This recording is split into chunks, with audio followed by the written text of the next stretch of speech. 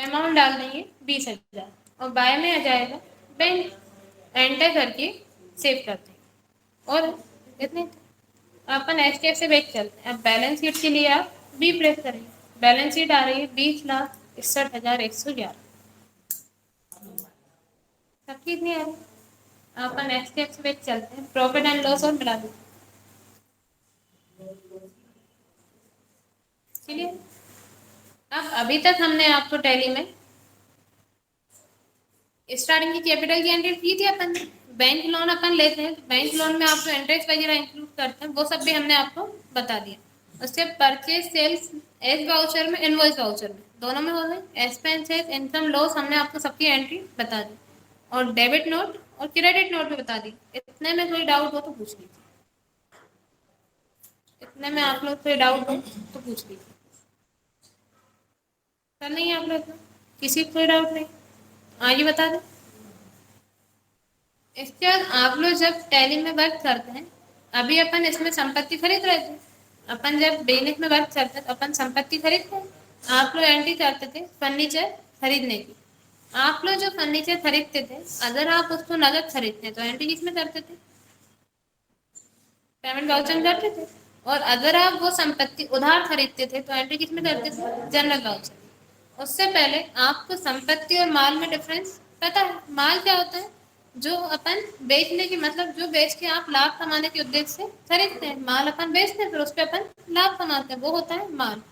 और संपत्ति क्या होती है? जिसका यूज आप अपने बिजनेस से पर्सनल यूज के लिए करते हैं, वो होती है संपत्ति। उसको इंग्लिश में बोलते हैं असेट। और संपत्ति भी दो टाइप की होती है, एक होती है करंट एसेट, एक होती है फिक्स्ड एसेट। अब करंट एसेट क्या होती है? करंट एसेट वो होती है जो 1 साल के अंदर कैश में कन्वर्ट हो जाती है। जैसे कि आप देखते हैं, आप लोग एंट्री करते हैं माल बेचने की। अगर आपने सोहन को उधार माल बेचा है तो वो इन फ्यूचर अपन को पेमेंट करेगा, तो करंट एसेट में होता है। जब आप बैलेंस शीट चेक करते हैं तो उसका नाम किस में आता है? करंट एसेट में आता है, क्योंकि सोहन क्या है? इन फ्यूचर अपन को पेमेंट करेगा, अपन को मिलना है, अपने लिए क्या है? एसेट।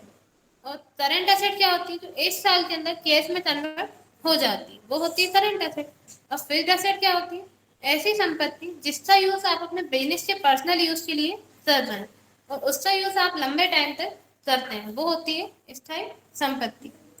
जैसे कि अपन फर्नीचर खरीदते हैं अपने बिजनेस के पर्सनल यूज के लिए, आप फर्नीचर का यूज इसलिए कर रहे हैं बिजनेस के पर्सनल यूज के लिए, तो वो संपत्ति है।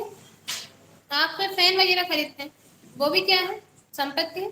ठीक, ये सब क्या होती है? संपत्ति होती है। अब जैसे कि आप यहाँ पे संपत्ति आप खरीदते हैं, अगर नगद खरीदते हैं तो संपत्ति आ रही है और केस जा रहा है। ये होता है जब आप संपत्ति खरीदते हैं तो संपत्ति आ रही है और केस जा रहा है। एंट्री आप किस में करते हैं? पेमेंट वाउचर, क्योंकि अपने पास से केस जा रहा है। और अकाउंटिंग का रूल है, जो चीज बिजनेस में आती है आप बाय करते हैं, बिजनेस से जाती है तो आप टू करते हैं। जब संपत्ति खरीदते हैं तो संपत्ति आ रही है, केस जा रहा है। अगर आप वही संपत्ति उधार खरीदते हैं तब क्या होता है? आपके पास संपत्ति तो आ रही है, नगद हो चाहे उधार, दोनों कंडीशन में आपके बिजनेस में संपत्ति आ रही है। और जब नगद है तब केस जा रहा है तो अपन टू में लिखते हैं केस। लेकिन जब उधार है तब अपने पास ही केस नहीं जा रहा, तब आप टू में क्या लिखते हैं? उस पर्सन का नाम जिससे आपने उधार खरीदा है। अब जैसे आपने मान लिया आपने 75,000 का फर्नीचर खरीद लिया, ठीक है? आपने 75,000 का फर्नीचर खरीदा, अब उसका यूज आप अपने बिजनेस के पर्सनल यूज के लिए कर रहे हैं। अब उस फर्नीचर का यूज आप लंबे टाइम तक करेंगे। जैसे मानो अगर अपन ने उस फर्नीचर का यूज 6 महीने भी किया है, अगर आप उसको 6 महीने के आप बेचेंगे तो क्या कोई पर्सन आपसे 75,000 में लेगा? जितने में आपने खरीदा है उतने में तो नहीं लेगा, उससे कम में लेगा, क्योंकि उसके मूल्य में कमी आ जाएगी। उसको आप बोलते हैं मूल्य ह्रास, डेप्रीसिएशन। आपको इसमें डेप्रीसिएशन की एंट्री भी करनी पड़ती है। अब मूल्य ह्रास क्या होता है? मूल्य ह्रास होता है किसी भी स्थायी संपत्ति का निरंतर प्रयोग करने से उसके लागत मूल्य में किसी भी कारणवश आई हुई कमी को आप मूल्य ह्रास बोलते हैं। इंग्लिश में बोलते हैं डेप्रीसिएशन।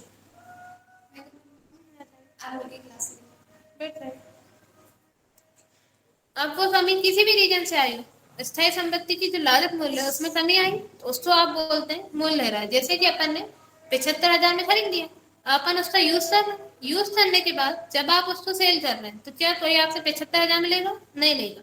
अगर आपने मान लिया आपने 75,000 का फर्नीचर खरीद भी लिया और आपने उसको खरीद के अपने बिजनेस में रख लिया, अब आपने उसका यूज नहीं किया, जैसा आप लेके आए वैसा का वैसा रखा हुआ, अब आपने उसका यूज नहीं कर रहे, आप सोच रहे 2 महीने बाद अपन उसको बेच दें, क्या तब भी कोई आपसे 75,000 मिलेगा?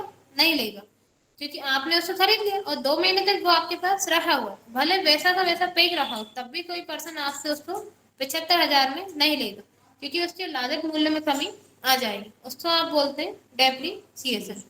आपको इसमें डेप्रीसिएशन की एंट्री करनी पड़ती है।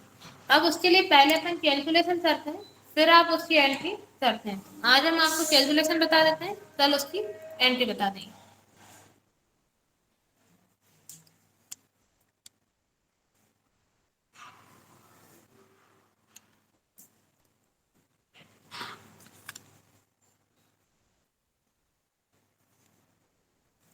अपन इसको यहाँ पे मिनिमाइज करते हैं। आप एक्सेल ओपन कर लें, एक्सेल ओपन करें, अपन इसमें इसकी कैलकुलेशन कर देंगे। सबसे पहले आप यहाँ पे लिखते हैं कॉस्ट प्राइस, जैसे आपने यहाँ पे लिखी कॉस्ट प्राइस। कॉस्ट प्राइस होता है, हिंदी में बोलते हैं लागत मूल्य। आप जो संपत्ति खरीद रहे हैं उसका जो लागत मूल्य है वो आप यहाँ पे टाइप कर देंगे। जैसे मैंने अपनी संपत्ति का लागत मूल्य है 75,000, अपन ने डाल दिया 75,000। फिर आप यहाँ पे लिखते हैं गारंटी वारंटी, कितने टाइम की आपको गारंटी वारंटी मिली हुई है, मिलती है आपको कि आपको इस संपत्ति में इतने टाइम की गारंटी वारंटी मिल रही है। तो आप क्या करेंगे, यहाँ पे वो टाइप कर देंगे। जैसे मानो अपन को गारंटी वारंटी मिली है 3 साल की, आपने यहाँ क्या डाल दिया 3 साल। फिर अब आप यहाँ पे लिखते हैं RV। RV का फुल फॉर्म होता है रेसिडियल वैल्यू, हिंदी में बोलते हैं अवशिष्ट मूल्य। अभी अवशिष्ट मूल्य क्या होता है? अवशिष्ट मूल्य होता है जो संपत्ति अभी आपने 75,000 में खरीद रहे हैं, ठीक है, शॉपकीपर ने आपसे बोला इस पे आपको गारंटी वारंटी मिल रही है 3 साल।